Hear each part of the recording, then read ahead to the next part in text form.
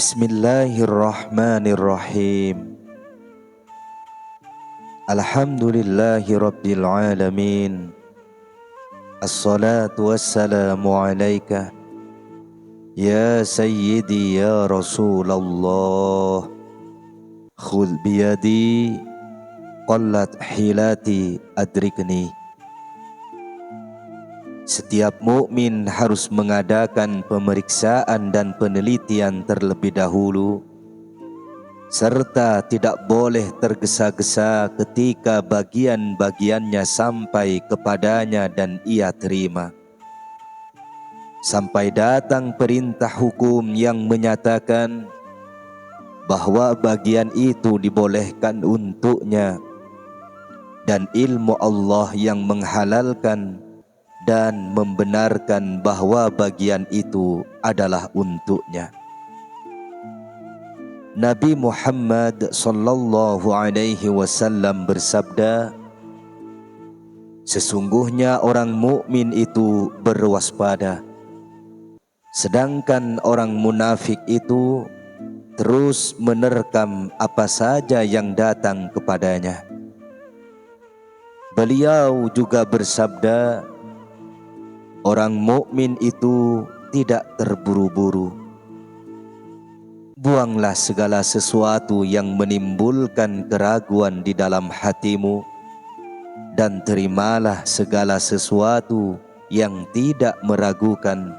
Demikian sambung beliau. Jadi,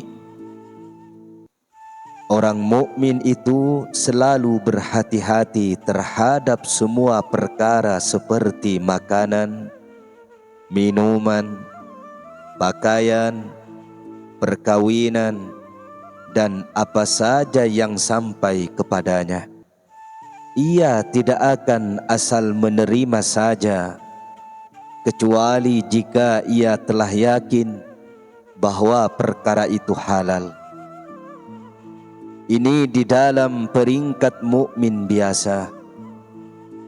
Sedangkan dalam peringkat wilayah atau kewalian, maka terlebih dahulu ia mendengarkan perintah hatinya. Jika hatinya itu menghalalkan, maka barulah ia menerimanya. Jika dalam peringkat abdal dan ghaus, maka ia menentukannya dengan ilmu Allah. Dan jika dalam peringkat fana, peringkat terakhir, maka ia mengikuti perbuatan Allah. Dan ini adalah takdir itu sendiri. Masih ada satu peringkat keadaan lagi, di mana seorang menerima apa saja yang datang kepadanya selagi masih mengikuti hukum-hukum syariat atau perintah hati atau ilmu Allah. Tetapi jika ketiga perkara tersebut melarangnya, maka apa yang dilarangnya itu tidak akan diterima olehnya. Keadaan peringkat ini bertentangan dengan keadaan peringkat pertama, di mana kewaspadaan dan kehati-hatian diperlukan. Sedangkan peringkat ini hanya memerlukan penerimaan saja. Masih ada peringkat lain lagi yang lebih atas daripada peringkat tadi. Dalam peringkat ini, seseorang hanya menerima saja dan mempergunakannya tanpa mengikuti hukum syariat, perintah hati atau ilmu Allah. Inilah hakikat fana. Dalam peringkat ini, si mukmin berada dalam pemeliharaan Allah semata-mata, dan ia tidak lagi dijamah oleh malapetaka, iblis, dosa, dan noda, atau keluar dari hukum-hukum syariat.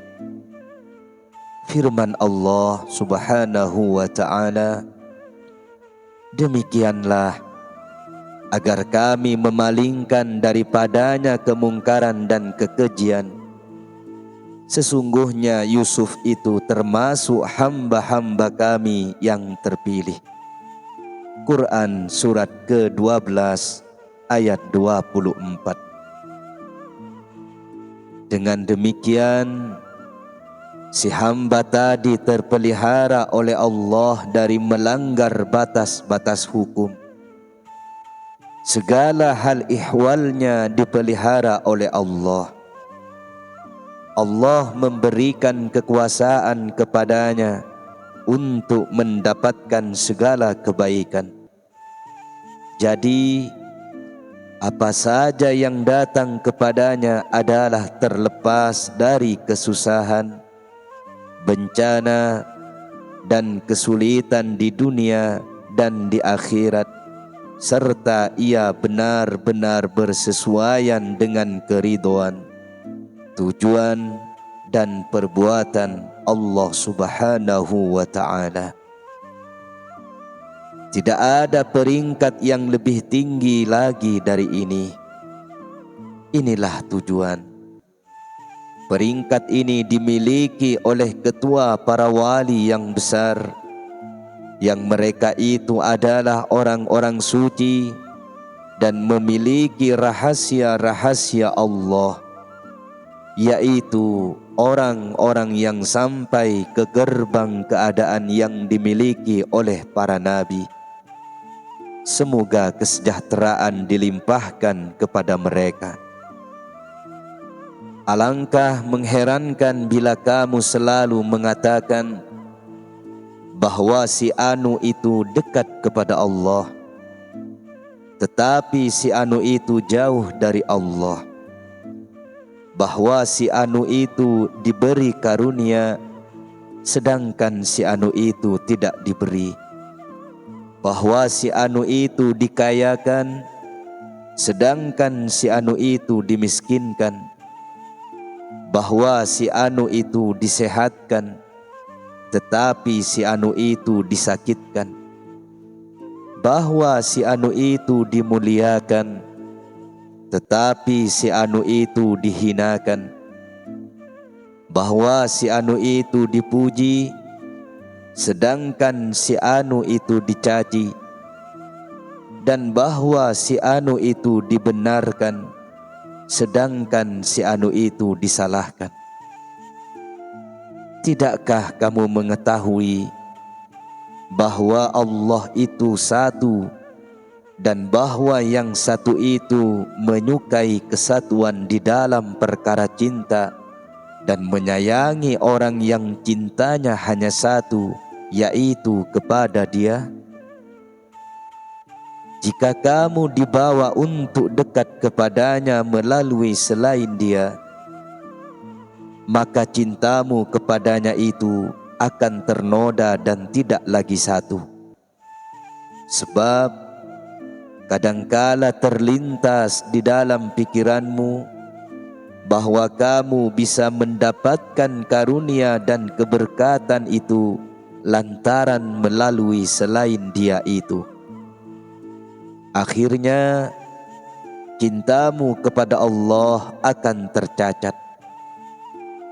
Allah yang maha besar cemburu kepadamu karena kamu telah menyekutukan cintamu kepadanya dengan cintamu kepada yang selain Dia. Oleh karena itu, Dia menahan tangan orang lain untuk menolongmu, menahan lidah mereka untuk memuji kamu, dan menahan kaki mereka untuk melangkah menuju kamu, agar dengan demikian mereka tidak dapat memalingkan kamu dari Dia sendiri. Nabi Muhammad sallallahu alaihi wasallam bersabda, hati itu telah dijadikan sedemikian rupa sehingga seseorang itu terpaksa mencintai orang yang memberi kebaikan dan membenci orang yang memberi mudarat kepada dirinya. Jadi Allah menahan seseorang untuk berbuat baik terhadapmu sampai kamu menyadari keesaannya dan mencintainya dengan sepenuh hati, tanpa membagi kecintaan, baik secara lahir maupun batin, dan baik ketika bergerak maupun ketika diam, sehingga kamu menyadari bahwa tidak ada kebaikan yang datang kecuali kebaikan yang datang dari Allah. Kamu menyadari bahwa segala kebaikan dan kejahatan itu semuanya datang dari Allah Subhanahu wa ta'ala, dan kamu terus hilang dari makhluk dan diri kamu sendiri, dari kehendak dan keinginan kamu sendiri, dan apa saja selain Allah yang maha suci lagi maha tinggi. Setelah itu, barulah tangan mereka akan dibukakan untuk kamu dengan kemurahan dan pemberian mereka, dan lidah mereka akan memuji kamu. Kemudian kamu akan dipelihara dengan sebaik-baiknya di sepanjang masa, baik di dalam dunia ini maupun di akhirat kelak. Oleh karena itu, janganlah kamu bersikap kurang sopan.